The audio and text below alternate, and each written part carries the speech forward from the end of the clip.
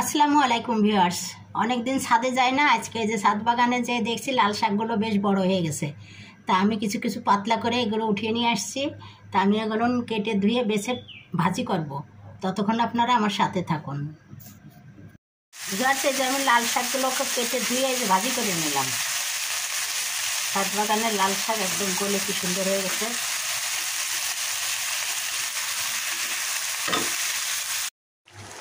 কাঠুয়া ডাঁটা দিয়ে মুসুরির ডাল দিয়ে চচ্চড়ি করলাম। একবারে কেটে ধুয়ে সমস্ত মশলা দিয়ে মাখিয়ে তেল দিয়ে একবারে চড়িয়ে দিয়েছি। এইভাবে রান্না করে নিয়েছি। এখন আমি সার্ভ করে নেব। এভাবে রান্না করলে খেতে দারুণ লাগে। ভিউয়ার্স, আমি এই যে এখন চিকেন রান্না করব, তাই যে চিকেনকে সমস্ত মশলা দিয়ে কষিয়ে নিয়েছি। সঙ্গে একটা আলু দিয়ে দিয়েছি।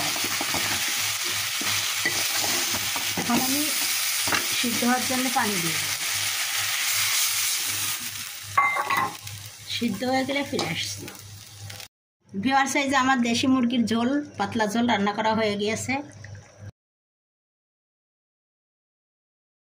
স্বাস্থ্যসম্মত দেশি মুরগির পাতলা ঝোল। আশা করি আপনাদের ভালো লেগেছে। আমি এখন সার্ভ করে নেব। ধুন্দল আলু দিয়ে মাছের চচ্চড়ি করলাম। খুবই মজা লাগে খেতে এভাবে চচ্চড়ি করে রান্না করলে। একবারে কেটে ধুয়ে হাতে মাখিয়ে চড়িয়ে দিয়েছি। দেখুন কত সুন্দর লাগছে দেখতে, খেতেও কিন্তু দারুণ লাগবে। ভিউয়ার্স, আমি এই যে এখন চিংড়ি মাছ দিয়ে লাউ রান্না করলাম। লাউ দিয়ে চিংড়ি মাছের খুব মজা লাগে খেতে। আমি এখন সার্ভ করে নেব। এখন এই যে আলু দিয়ে করলা ভাজি করলাম।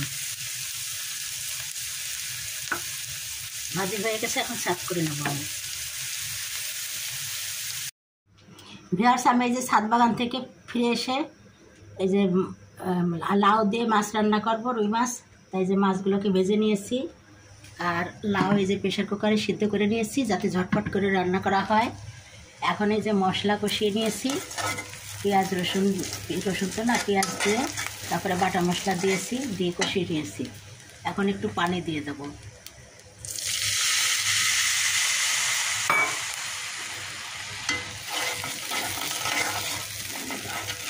এই মশলা কষার ভিতরে ভিজে রাখা মাছগুলো দিয়ে দেবো, কারণ মাছের ভিতরে মশলাটা ঢুকবে।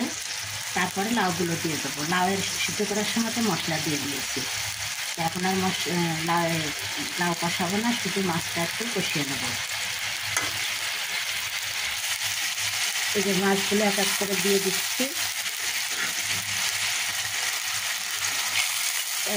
সবগুলো ঢেলে দেওয়া যাবে না, ভেঙে যাবে।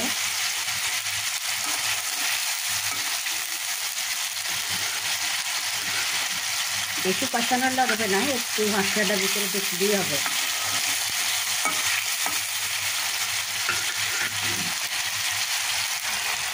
মাছগুলো কষা হয়ে গিয়েছে। এবার সিদ্ধ করে লাউগুলো আমি ওর উপরে ঢেলে দেবো।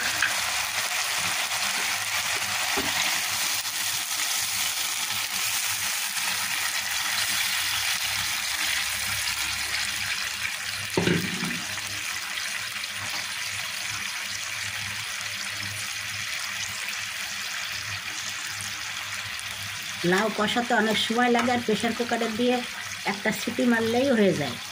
কত সহজে হয়ে গেল আমার মাছ রান্না করা। এখন পানিটা ফুটে উঠলেই আমি নামিয়ে নেব। তা আমি 2টি কাঁচামরিচ দিয়ে দেবো, আলাদা একটা ফ্লেভার আসবে।